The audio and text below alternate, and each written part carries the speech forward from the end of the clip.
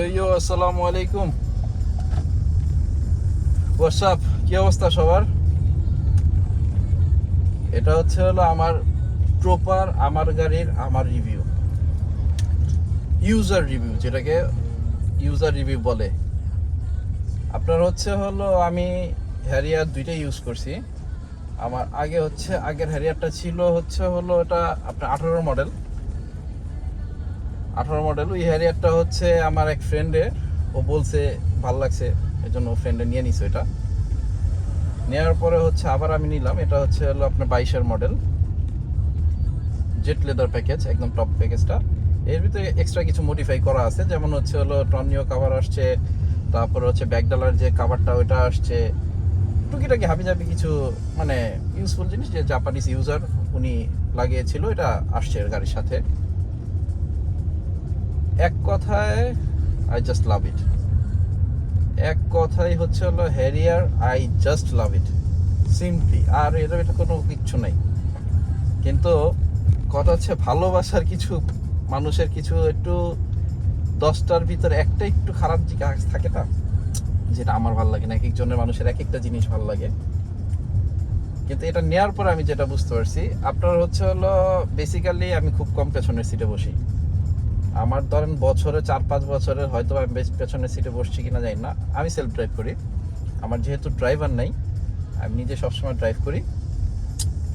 এজন্য আমাকে পিছে বলতে গেলে মনে হয় না পেছনে বসছি। আর কবে বসছি এরা জানি না। সবসময় আমারটা আমি ইউজ করি, আমি ড্রাইভ করি। আমার ড্রাইভ করতে অনেক পছন্দ, আমি অনেক পছন্দ করি।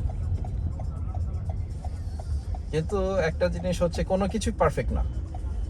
একটা কথা আছে, কোনো কিছুই পারফেক্ট না।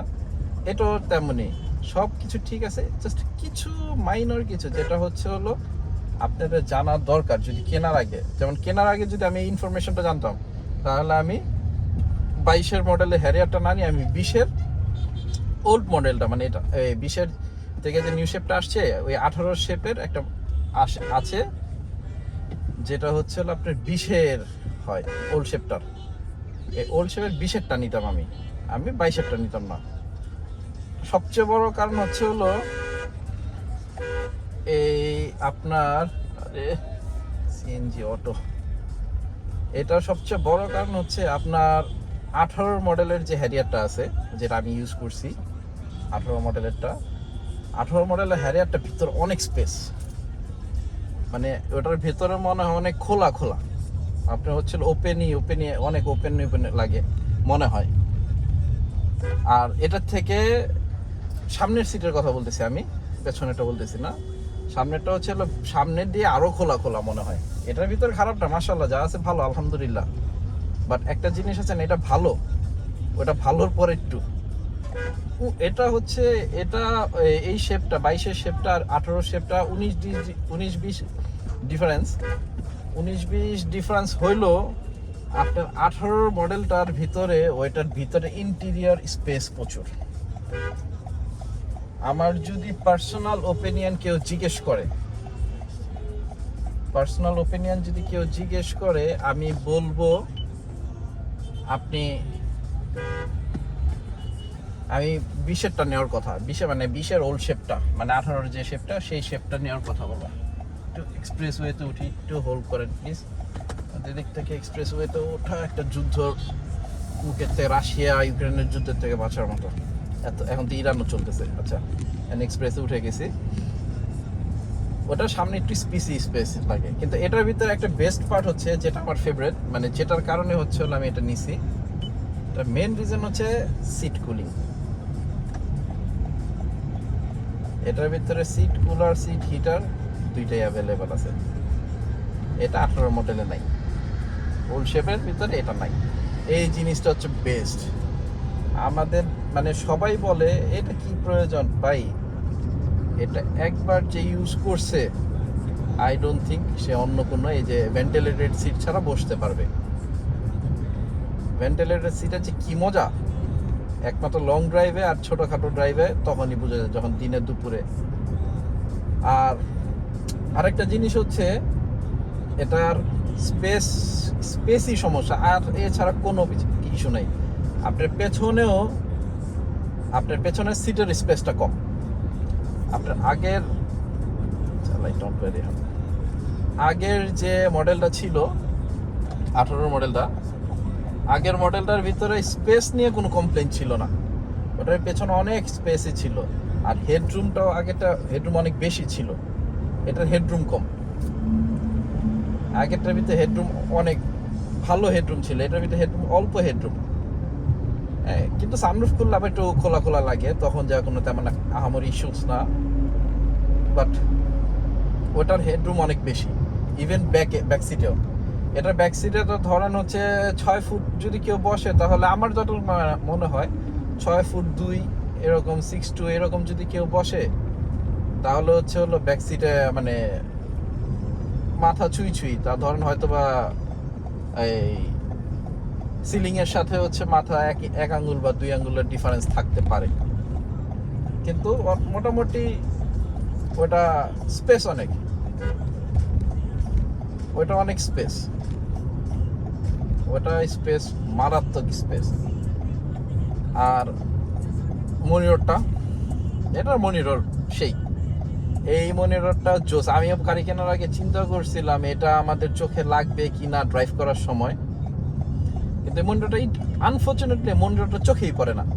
মানে জাপানিজরা এত ব্রিলিয়ান্ট ভাবে এটা প্লেসিংটা করছে, মনিটরটা চোখেই পড়ে না, চালানোর সময় কোনো ধরনের ডিস্ট্রাকশন হয় না। আমি এই যে দেখেন, আমি যেমন অ্যান্ড্রয়েড, এটা অরিজিনালি ভাবে JBL প্লেয়ার, এটার সাথে আমি একটা অ্যান্ড্রয়েড একটা ডিভাইস নিয়েছি।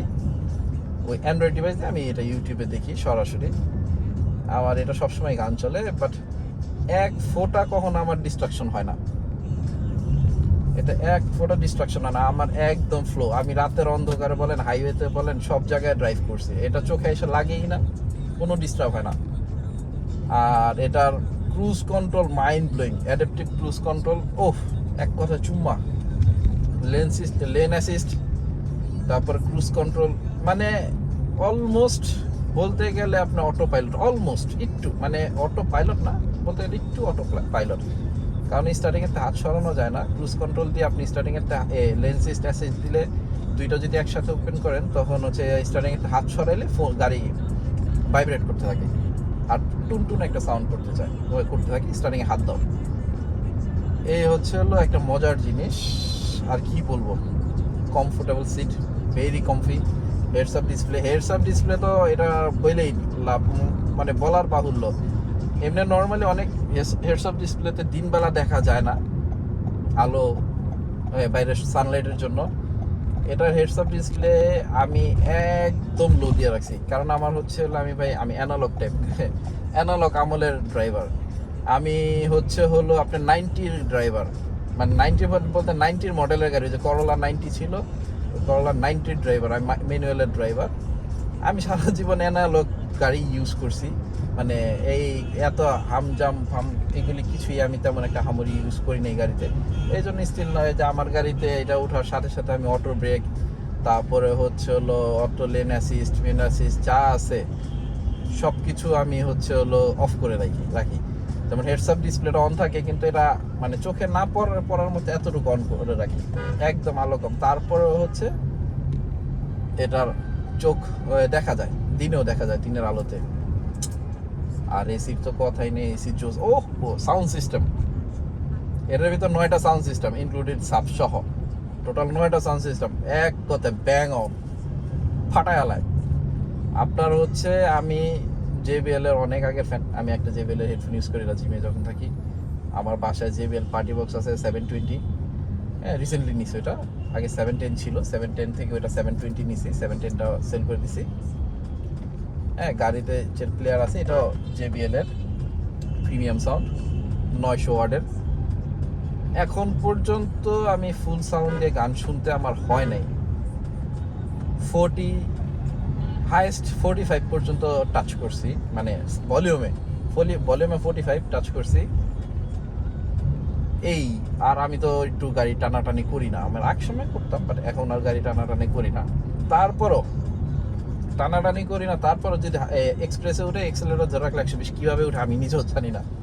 ক্যাবিন নয়েজ খুবই কম টয়োটার গাড়ি হিসেবে, মানে বলতে গেলে নাই, ক্যাবিন নয়েজ বলতে গেলে নেই, বাট ইউরোপিয়ান গাড়ির সাথে ম্যাচ করলে ওইটা অন্য হিসাব। কিন্তু জাপানিজ গাড়ির ভিতর টয়োটার গাড়ির সাথে যদি আমরা কম্পেয়ার করতে যাই, ক্যাবিন নয়েজ অনেক কম, এক কথায় কম ক্যাবিন নয়েজ। আমি এটা ই করে দিই, হ্যাঁ, ক্যাবিন নয়েজ একদমই কম। ক্যাবিন নয়েজটা তো বলার মতো না, মানে সাইলেন্ট একদম। যেমন আমি এখন গাড়ির ভিতরে ভিডিও করতেছি ফোনের ইন্টারনাল মাইক্রোফোন দিয়ে, কোনো এক্সটার্নাল কোনো মাইক্রোফোন ইউজ করি নাই, একদম যেটা ফোনের ভিতরে আছে সেই মাইক্রোফোনটা দিয়ে। হ্যাঁ, ফুয়েল অনেক খায়, যেটা মানতে হবে, ফুয়েল অনেক খায়। 2000 সিসির গাড়ি, অকটেন। আপনার আমি এইভাবে চালাই, যে এইভাবে চালাইলো হলো গিয়ে 7, 7.5। হাইওয়েতে হলো আপনার, হাইওয়েতে গেলে 12, 13, 14 টাচ করে মাঝে মাঝে, বাট খুবই কম। হাইওয়েতে গেলে টানাটানি না করলে একদম স্মুথ ভাবে যদি চালাই 14 টাচ করে, সুন্দরভাবে 14টা টাচ করে, 14 অ্যাভারেজ। আরে অটো রে ভাই, এই অটোগুলি জান খায় ফেলে। অটোর কারণে এলো গাড়ি বের করতে ভয় লাগে, অটোর কারণে গাড়ি বের করতে খুবই বিরক্ত লাগে, ওদের কারণে। এই অটোর জ্বালা যন্ত্রণা যে কবে যাবে, এগুলি গভর্নমেন্টের কি বলবো। বাসার আব্বু স্ট্রিক্ট না হলে যেরকম ছেলেরা খারাপ হয়, এরকম হচ্ছে আমাদের গভর্নমেন্ট এখন স্ট্রিক্ট না, এই জন্য আমাদের ছেলেরা এখন দুষ্টুমি করে, যে যার যেটা মন চায় সেটা করে। সমস্যা নেই, আব্বুরা আবার আব্বুরা কিন্তু সবসময় শাসন করে না। আব্বু যেমন, আম্মু ধরেন সবসময় বকা দেয়, ঝাড়ি দেয়, শাসন করে, এটা আব্বু কিন্তু সবসময় শাসন করে না। আব্বু বছরে একবার শাসন করবে, আর একবার শাসন করবে যে তখন সবাই সোজা বানায় ফেলবে।